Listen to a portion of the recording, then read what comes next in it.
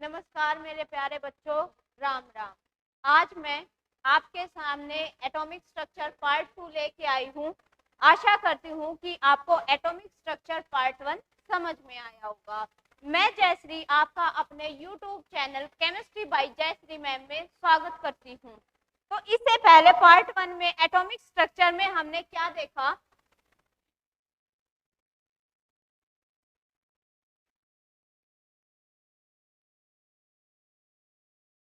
Atomic structure part 1 में हमने basically atom के कंसेप्ट के बारे में समझा, उसका स्ट्रक्चर क्या होता है, उसके अंदर क्या होता है, न्यूक्लियस प्रेजेंट होता है, ऑर्बिट होते हैं। उसके बाद फिर हमने देखा कि एटॉमिक नंबर की कुछ ट्रिक पढ़ी थी हमने कि किस ट्रिक के साथ हम पीरियोडिक टेबल के अप्रोक्सीमेटली 20 तक वो ट्रिक बता दी थी। तो उसके ट्रिक के अकॉर्डिंग हमने कुछ कंसेप्ट, एलिमेंट्स और उनकी एटॉमिक नंबर, मास नंबर याद कर लिए थे। तो उसके आगे हम चलते हैं। नेक्स्ट टॉपिक हमारा क्या रहेगा? रिप्रेजेंटेशन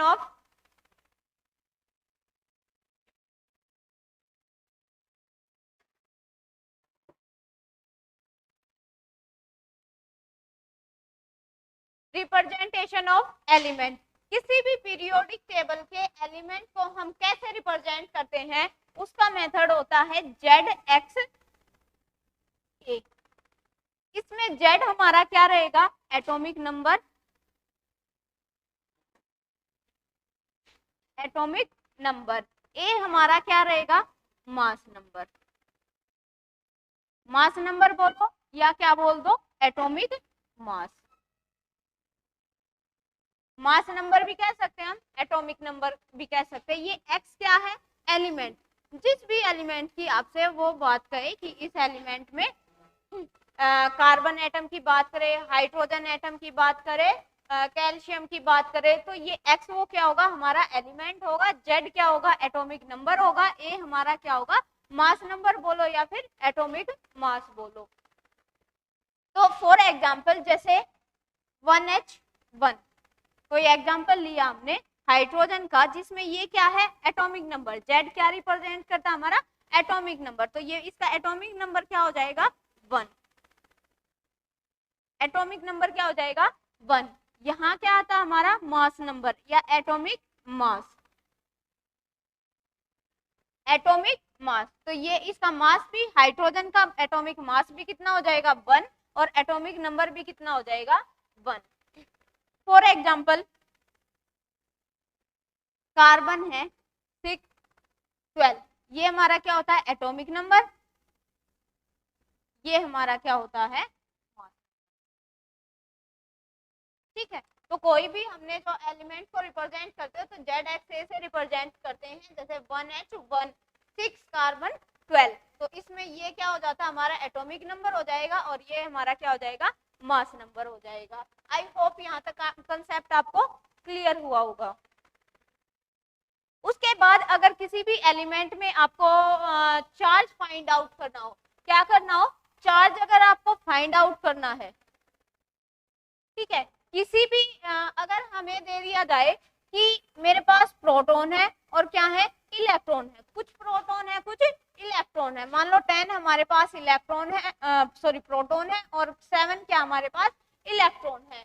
तो अगर हमें इस इंफॉर्मेशन के साथ हमें कैलकुलेट करना है क्या? चार्ज। तो हम क्या करेंगे? हमने 3 फंडामेंटल पार्टिकल्स पढ़े थे, किसके? एटम के। 3 फंडामेंटल पार्टिकल्स। वो 3 फंडामेंटल पार्टिकल कौन कौन से थे? एक तो था हमारा क्या? इलेक्ट्रॉन। दूसरा हमारा क्या था? प्रोटॉन। थर्ड हमारा क्या था? न्यूट्रॉन। ठीक है, electron, proton and neutron. Electron पे कितना चार्ज होता है? नेगेटिव चार्ज होता है। प्रोटॉन पे कितना चार्ज होता है? +1 चार्ज होता है। न्यूट्रॉन पे क्या होता है? कोई भी चार्ज नहीं होता। वो क्या होता है? न्यूट्रल होता है, उस पर कोई भी चार्ज नहीं होता। इट मींस क्या होगा? 0 चार्ज होगा। प्रोटॉन पे कितना होगा? प्लस चार्ज होगा। इलेक्ट्रॉन पे कितना होगा? -1 चार्ज होगा। तो अगर मैं बात करूं चार्ज कैलकुलेट करने की, तो चार्ज को अगर हमें इस इंफॉर्मेशन के साथ हमें चार्ज कैलकुलेट करना है, तो मैं क्या बोलूंगी कि प्रोटॉन क्या है, 10 प्रोटॉन है। और मुझे क्या पता है कि प्रोटॉन पे चार्ज कितना होता है, +1 चार्ज होता है। अगर एक प्रोटॉन पे +1 चार्ज है तो 10 प्रोटॉन पे कितना हो जाएगा, +10। मैंने क्या कहा, एक प्रोटॉन पे +1 चार्ज है और अगर मेरे पास 10 प्रोटॉन है तो टोटल चार्ज कितना हो जाएगा, +10। मान लो एक ये पेन है, इस पेन की कीमत कितनी है, 5 रुपए है और मुझे कितने लेने हैं, 10 पेन लेने हैं। तो आप क्या कर दोगे, उसे मल्टीप्लाई कर दोगे, यानी कि 50 रुपीज की कॉस्ट होगी। तो ऐसे ही अगर प्रोटॉन पे +1, एक प्रोटॉन पे +1 चार्ज है तो 10 प्रोटॉन्स पे कितना हो जाएगा, +10 हो जाएगा। ऐसे ही अगर मैं इलेक्ट्रॉन का कैलकुलेट करूं तो इलेक्ट्रॉन पर कितना चार्ज होता है, -1 चार्ज होता है। तो अगर एक इलेक्ट्रॉन पे -1 चार्ज है तो 7 इलेक्ट्रॉन पे कितना हो जाएगा, -7। एक फॉर्मूला होता है, charge is equal to proton plus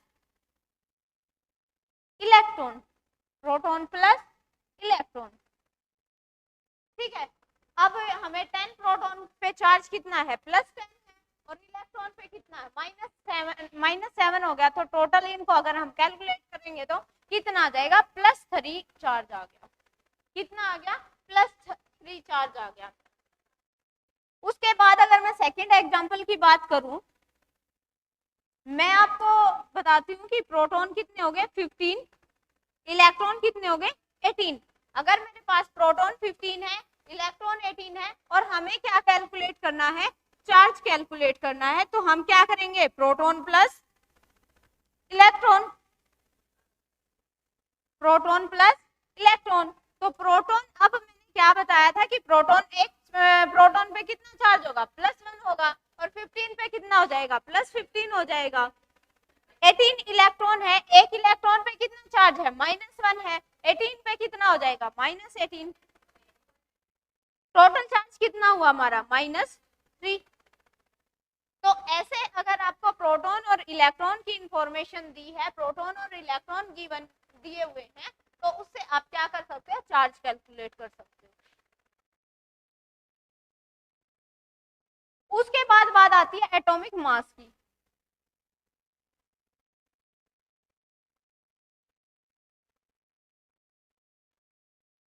दो चीजें पढ़ी थी हमने, क्या, एटॉमिक मास और एटॉमिक नंबर।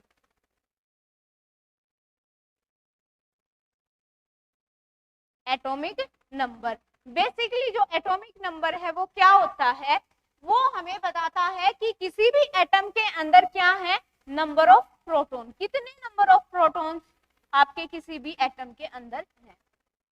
ठीक है, तो जितना एटॉमिक नंबर होगा उतने ही उसमें क्या होंगे, प्रोटॉन होंगे। फॉर एग्जाम्पल अगर मैं हाइड्रोजन की बात करूं तो इस एटॉमिक नंबर कितना है, 1 है, तो इसके अंदर नंबर ऑफ प्रोटॉन्स भी कितने होंगे, 1 होंगे। नंबर ऑफ प्रोटॉन कितने होंगे, 1 होंगे। अगर मैं बात करूं कि कार्बन की, कार्बन का एटॉमिक नंबर कितना होता है, 6 होता है, तो इसमें क्या होगा, अब हमने बताया कि जितना एटॉमिक नंबर होगा उतने ही क्या होंगे, नंबर ऑफ प्रोटॉन्स होंगे। तो कार्बन के अंदर नंबर ऑफ प्रोटॉन्स कितने हो जाएंगे, 6। ठीक है, तो बेसिकली एटॉमिक नंबर हमें क्या बताता है कि atomic number is equal to the number of proton.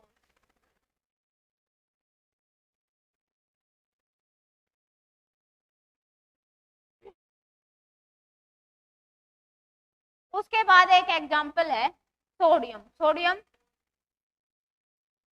इसके अंदर नंबर ऑफ प्रोटॉन्स कितने हो जाएंगे, 11 हो जाएंगे। कितने हो जाएंगे, 11 हो जाएंगे, क्योंकि एटॉमिक नंबर कितना है, 11 है। तो उतने ही जितना एटॉमिक नंबर होगा वो किसके इक्वल होता है, नंबर ऑफ प्रोटॉन्स के। तो सोडियम का एटॉमिक नंबर कितना है, 11, तो इसमें नंबर ऑफ प्रोटॉन्स भी कितने हो जाएंगे,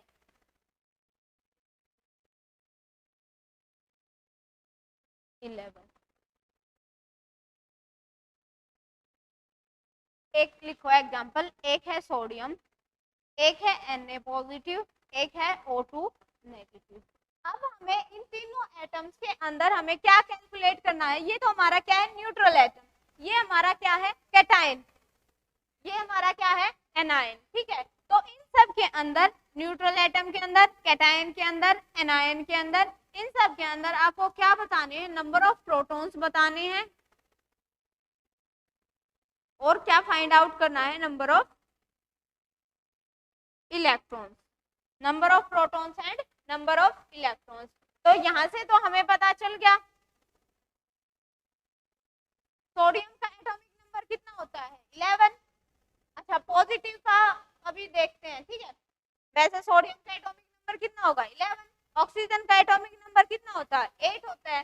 तो नंबर ऑफ प्रोटॉन्स सोडियम के केस में भी कितने होंगे, 8। Na प्लस के केस में भी कितने हो जाएंगे, 8,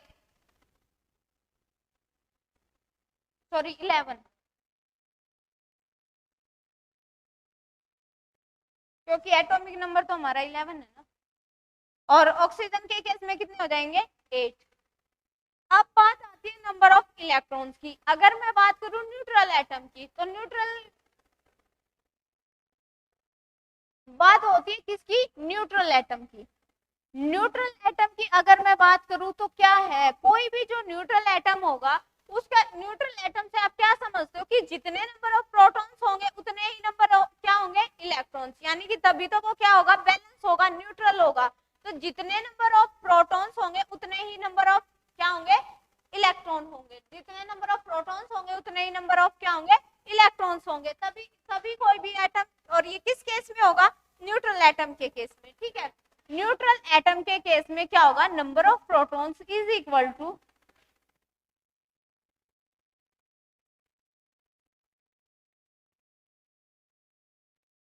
नंबर ऑफ इलेक्ट्रॉन्स, ठीक है। लेकिन अगर बात आए कैटायन की और एनायन की, किसकी, कैटायन की और एनायन की बात आए, तो जहां पर आपको पॉजिटिव चार्ज दिखे यानी कि वो कैटायन है। कैटायन के ऊपर क्या होता है, having positive charge, having positive charge, उनको हम क्या बोलते हैं, कैटायन बोलते हैं। जिनके ऊपर क्या होता है, नेगेटिव चार्ज, उनको हम क्या बोलते हैं, एनायन। क्या बोलते हैं, एनायन, ठीक है। तो अगर आपको पॉजिटिव चार्ज दिखता है, जितना पॉजिटिव चार्ज दिखता है उतने ही नंबर ऑफ इलेक्ट्रॉन्स को क्या कर दो, रिमूव कर दो। एनायन में क्या होता है, नेगेटिव चार्ज दिखेगा, जितना आपको नेगेटिव चार्ज दिखता है उतने ही इलेक्ट्रॉन आप क्या कर दो, ऐड कर दो। तो यहाँ पर हमारे पास क्या था, ये क्या है, न्यूट्रल एटम है। तो जितने नंबर ऑफ प्रोटॉन्स होंगे उतने ही नंबर ऑफ क्या होंगे, इलेक्ट्रॉन्स होंगे। तो यहाँ पर इस केस में नंबर ऑफ इलेक्ट्रॉन कितने हो जाएंगे, 11 हो जाएंगे। अभी मैंने बताया कि जिसके ऊपर क्या होगा, पॉजिटिव चार्ज होगा, उसको हम क्या बोलते हैं, कैटायन।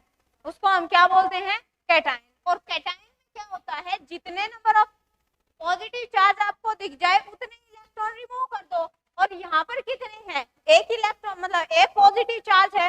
तो यहाँ पर टोटल नंबर ऑफ प्रोटॉन, अगर ये न्यूट्रल होता तो 11 ही होते नंबर ऑफ इलेक्ट्रॉन। अगर मैं पॉजिटिव की बात करूं तो एक पॉजिटिव चार्ज है, एक इलेक्ट्रॉन रिमूव कर दो। तो टोटल होने कितने चाहिए थे, अगर न्यूट्रल एटम होता तो 11। और अब ये क्या है, कैटायन है, पॉजिटिव चार्ज है, तो रिमूव कर दो इलेक्ट्रॉन को। तो यहाँ पर कितने हो जाएंगे, 10।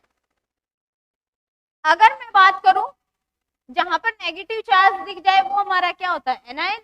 जिसके ऊपर क्या हो, नेगेटिव चार्ज हो, वो हमारा क्या हो जाता है, एनायन। अब एनायन के अंदर इस O2 नेगेटिव के अंदर नंबर ऑफ प्रोटॉन्स कितने हैं, 8 है। और मैंने क्या कहा था कि जहां पर एनायन दिखे, जितना नेगेटिव चार्ज दिखे उतने ही इलेक्ट्रॉन को क्या कर दो, ऐड कर दो। टोटल होने, अगर न्यूट्रल होता तो कितने होने चाहिए थे, 8। और कितने ऐड करने हैं, 2, 10, ठीक है। तो नंबर ऑफ इलेक्ट्रॉन सोडियम के केस में कितने होंगे, 11। Na पॉजिटिव के केस में कितने होंगे, 10। और O2 नेगेटिव के केस में कितने होंगे, 10। अब कोई भी दो ऐसे एटम्स जिनमें क्या हो, नंबर ऑफ इलेक्ट्रॉन्स क्या हो, सेम हो, नंबर ऑफ इलेक्ट्रॉन्स क्या हो, सेम हो, ऐसी स्पीसीज, ऐसे एटम्स जिनमें नंबर ऑफ इलेक्ट्रॉन सेम होते हैं उनको हम क्या बोलते हैं, आइसो इलेक्ट्रॉनिक। क्या बोलते हैं हम, आइसो इलेक्ट्रॉनिक। आइसो का मतलब सेम, आइसो का मतलब क्या, सेम, इलेक्ट्रॉनिक का मतलब इलेक्ट्रॉन। जहां पर नंबर ऑफ इलेक्ट्रॉन्स आपको सेम दिख जाए उन्हीं स्पीसीज को, उन्हीं एटम्स को हम क्या बोलते हैं, आइसो इलेक्ट्रॉनिक स्पीसीज।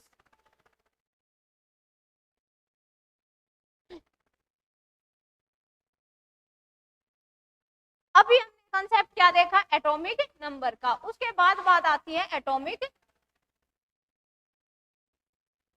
मास। किसकी बात आती है, एटॉमिक मास की। एटॉमिक मास क्या होता है, एटॉमिक मास का कंसेप्ट हमें क्या कहता है कि सेंटर ऑफ मास। एक सेंटर ऑफ मास थ्योरी थी, क्या थी, सेंटर ऑफ मास थ्योरी थी। वो क्या कहती है कि जो मास है, उसका जो मास है एटम का, वो सारा का सारा कहाँ प्रेजेंट होगा, उसके सेंटर में। कहाँ प्रेजेंट होगा, उसके सेंटर में। यानी कि बॉडी का सारा, सॉरी एटम का जो मास है वो सारा का सारा उसके सेंटर में प्रेजेंट होगा। और जब हमने बात करी थी एटम के स्ट्रक्चर की, तो कुछ इस तरीके का स्ट्रक्चर आपको देखने को मिला था। और इसका सेंटर, इस एटम का सेंटर कहाँ है, यहाँ, जिसको हम क्या बोलते हैं, न्यूक्लियस। और इस न्यूक्लियस के अंदर कौन प्रेजेंट थे, प्रोटॉन और न्यूट्रॉन।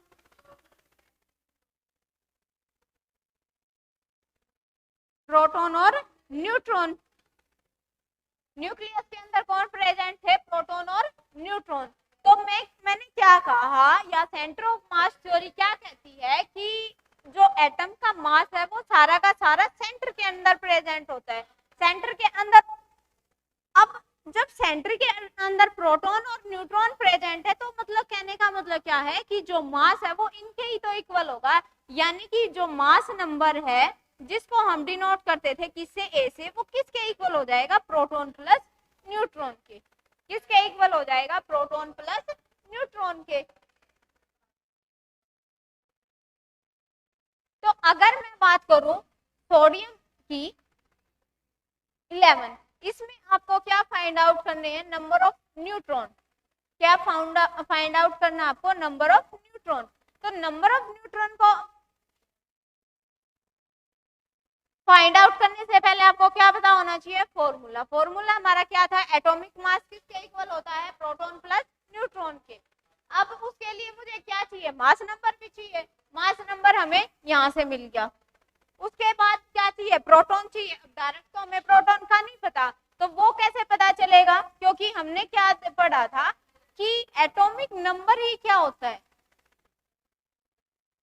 एटॉमिक नंबर किसके इक्वल होता है, नंबर ऑफ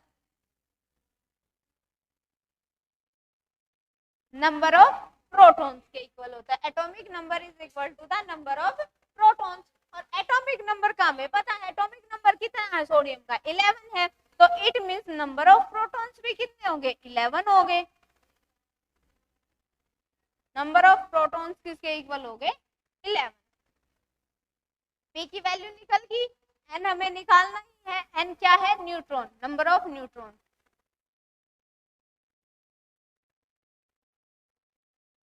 ए हमें क्या पता है, 23, तो पुट कर दो A is equal to P plus N. 23 is equal to P की वैल्यू क्या, नंबर ऑफ प्रोटॉन क्या है, 11।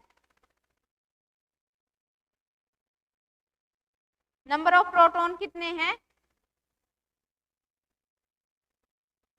11 प्लस एन। तो एन किसके इक्वल हो जाएगा, 23 माइनस 11 इज इक्वल टू 12। तो यहाँ से हम क्या फाइंड आउट कर लेंगे, number of protons find out कर लेंगे, number of neutron find out कर लेंगे, और number of electrons find out कर लेंगे। ठीक है, अगर डायरेक्ट आपसे सोडियम के केस में नंबर ऑफ न्यूट्रॉन पूछ लिया जाए तो आप डायरेक्ट इस फॉर्मूले से कैलकुलेट कर।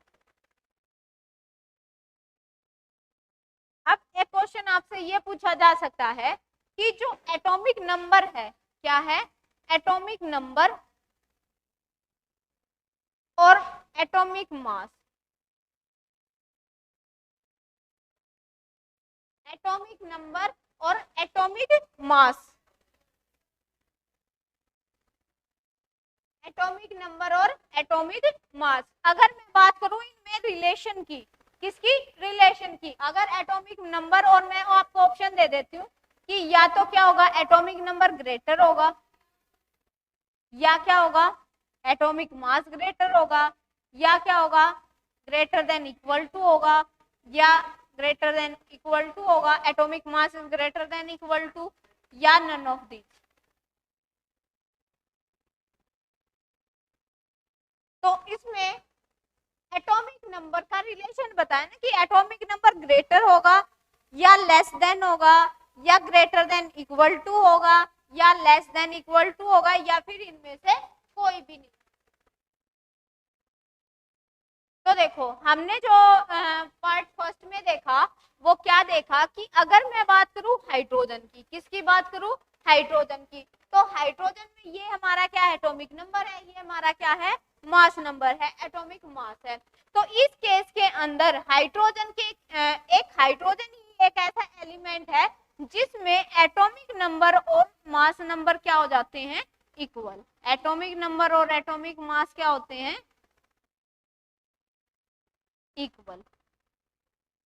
ठीक है, और बाकी जितने भी पीरियोडिक टेबल के एलिमेंट हैं उसमें हमेशा क्या होगा कि जो एटॉमिक नंबर है वो क्या होगा, लेस देन होगा, किससे, एटॉमिक मास से। क्या होगा, लेस देन होगा, किससे, एटॉमिक मास से। जैसे एग्जांपल ले लो, carbon 12, sodium sorry nitrogen 14, oxygen 8, 16। तो इन सब में क्या है, एटॉमिक नंबर क्या है, एटॉमिक क्या है, कम है, लेस देन है, किससे, एटॉमिक मास से। तो एक इनइक्वालिटी हमारे पास क्या आती है, या तो एटॉमिक नंबर इक्वल होगा, वो किसकी वजह से हुआ, सिर्फ हाइड्रोजन की वजह से। अगर हाइड्रोजन नहीं होता तो फिर हमारा ग्रेटर देन का ही ऑप्शन रहता। अब पीरियोडिक टेबल में हाइड्रोजन भी है और हाइड्रोजन में क्या है, एटॉमिक नंबर और एटॉमिक मास क्या है, इक्वल है। तो हम कौन से वाले उस पर टिक करेंगे कि जो एटॉमिक नंबर है वो क्या होगा, हमेशा ही लेस देन और इक्वल टू, लेस देन और इक्वल टू होगा, किससे, एटॉमिक मास।